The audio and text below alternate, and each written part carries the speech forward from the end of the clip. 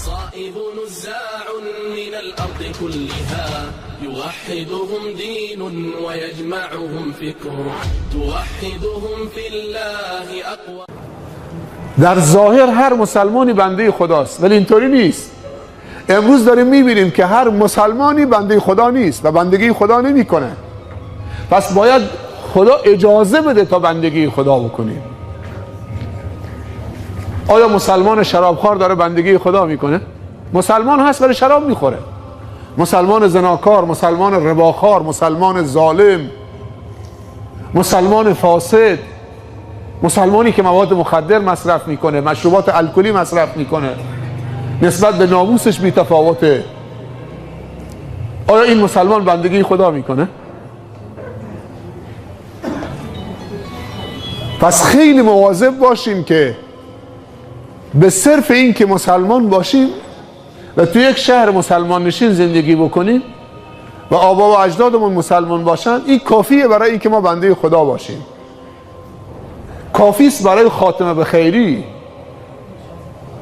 مسلمانانی که بندگی خدا نمی کنن هنگام مرگ شهادتین به دهانشون نمیاد.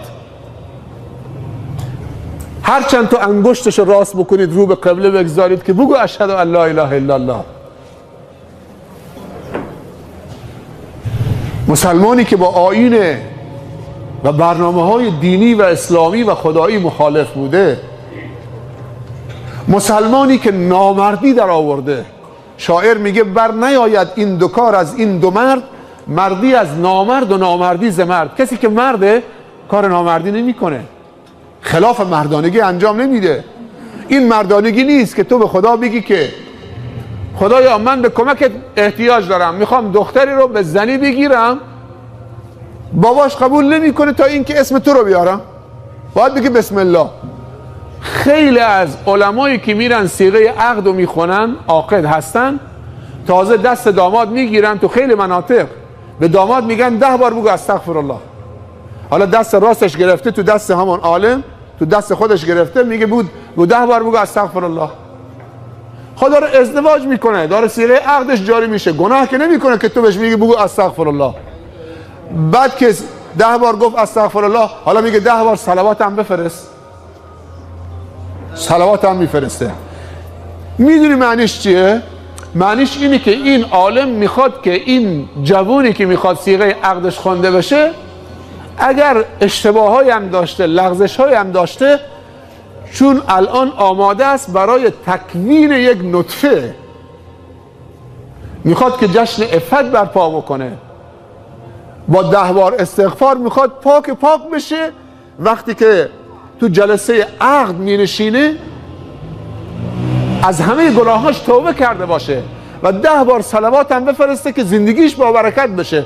یعنی نقطه آغازش، نقطه شروع زندگی مشترکش نقطه با برکتی باشه. علما میگن 1 بار صلوات 40 تا فایده داره. یک فایدهش این که خداوند 10 بار برش درود میفرسته. تو کتاب التقاط الدرر و اختطاف الثمر 40 تا فایده برای 1 بار صلوات چه بیان شده. انسان مسلمان کار نامردی نمیکنه. به خدا میگه من نام تو رو لازم دارم، صیغه عقد خوانده شد، حالا به خدا میگه برو دنبال کارت. حالا دیگه ارکستر میخوام که بزنه و برقصه و زنها برقصن، ارکستر سکران، مست، چشمچران، میخوایم عیشونوش بکنی. دیگه نام تو عروسی بردن حالمونو به هم میزنه، عروسی رو تبدیل به ماتم میکنه. نام خدا که باید تو مساجد برده بشه، نام خدا تو حج.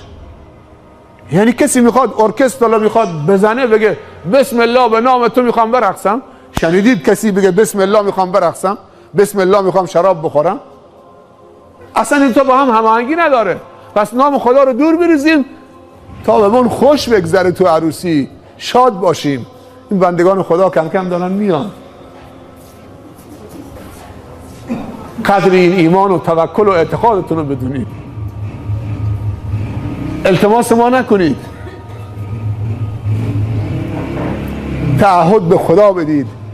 در حدیث قدسی داریم که اگه اشتباه نکنم، حالا شاید قدسی هم نباشه، که خداوند گفته یا پیامبر صلی الله علیه و سلم فرموده هر کسی خوشنودی و رضای خدا با خشم مردم بخره، خداوند دل اون مردم هم نسبت به او چه میچرخونه و خداوند محبت اونو تو دل مردم جا میده. و هر کسی که خشم خدا رو به خوشنودی مردم که مردم ازش راضی باشن عوض بکنه، خداوند همون مردم رو بر علیهش میکنه. تو همون عروسی که به خدا گفته نه، به ارکستر سکران مست چشمچران گفته بله، تو همون عروسیش قتل میشه، تو همون عروسیش دعوا میشه، تو همون عروسیش چشمچرانی میشه، تو همون عروسی دست رازی به ناموس مردم میشه، تو همون عروسیش کتککاری میشه، عروسیش به هم میزنن، مأمور از پاسگاه میاد، آمبولانس از بیمارستان میاد. در درگاه ما دل را یک دله کن، دچار وسواس نباش، نگاه به این طرف اون طرف نکن. حالا گفتم مثلا چه؟ برادرم ناراحت میشه، دوستم ناراحت میشه، مهمان شهرستان داریم ناراحت میشه. این دیگه چه عروسی بود؟ یه ملای آمد سخنرانی کرد، همش درباره پیغمبر میخوندن. عروسی و اسم پیغمبر نمیشه که. یعنی این ملا آمدن عروسی هم برام تو مسجد که ولمون نمیکنن، روز جمعه تو شبهای رمضان ولمون نمیکنن، همه جا دنبال تو عروسی هم ولکنه ما نیستن، نمیذارن بهمون خوش بگذره. یا ایتها النفس المطمئنه ارجعی الی ربک راضیة مرضیه فادخلی فی عبادی وادخلی جنتی. ای کسی که با طاعت خدا صاحب نفس مطمئنه و آرام شدید، قلبت آرام گرفته، روح و روانت شاد شده، استقرار پیدا کرده، سکونت پیدا کرده. الا بذکر الله تطمئن القلوب. بیا وارد بندگان صالح من بشو و وارد بهشت من شو. یا ایتها النفس المطمئنه ارجعی الی ربک راضیة مرضیه. در حالی که هم خودت از خودت راضی هستید، هم تو از خدا راضی هستید و هم خدا از تو راضی و خوشنوده. اما اجازه دوم، باید از خدا اجازه بخواهیم که خدایا به من توفیق بده تا خدمتگزار خلق تو بشم. شما فکر میکنی منی که سخنرانی دارم میکنم خدمتگزار خلق خدا؟ این دو داماد امشب و همسرانشان تصمیم گرفتن که به بندگان خدا خدمت بکنن. در عروسیشون صحبت دینی، ایمانی، اخلاقی بشود، مردم استفاده بکنن. تو عروسیشون مردم دچار معصیت نشن، دچار گناه نشن، دچار بی‌اعتباری و بی‌آبرویی نشن، ناموس و شرفشون زیر سوال نره.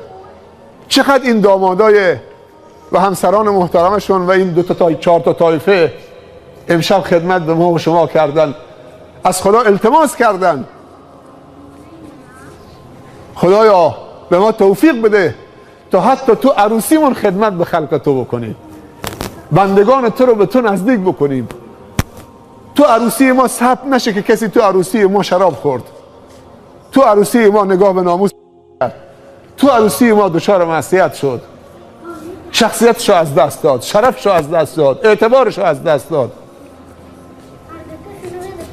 ما عادت کردیم تبریک به کسی میگیم که لباس نو میپوشه، ولی من از جان و دلم تبریک به این دو عزیزی میگم که هویتشون رو پیدا کردن. تو این سن و سال یک اراده فولادین و آهنین داشتن.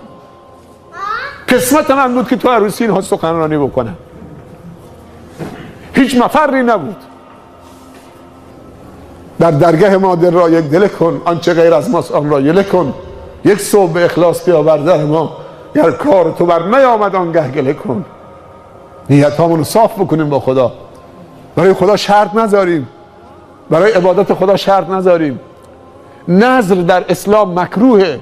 به خدا نگو اگر کار منو حل کردید، مشکلمو حل کردید، من 100 رکعت نماز برات بخونم یا روزه بگیرم یا پولی صدقه بدم. چنین شرطی با خدا نکن.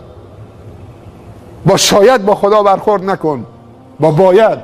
میتوانم، خدا یاریم کن، خدا منو میبخشه، خدا منو هدایت میده، خدا منو توفیق میده، خدا منو ایمان میده، خدا منو آبرو و عقیده میده، خدا به من خوبی میده، تقوا میده، خاتمه به خیری میده.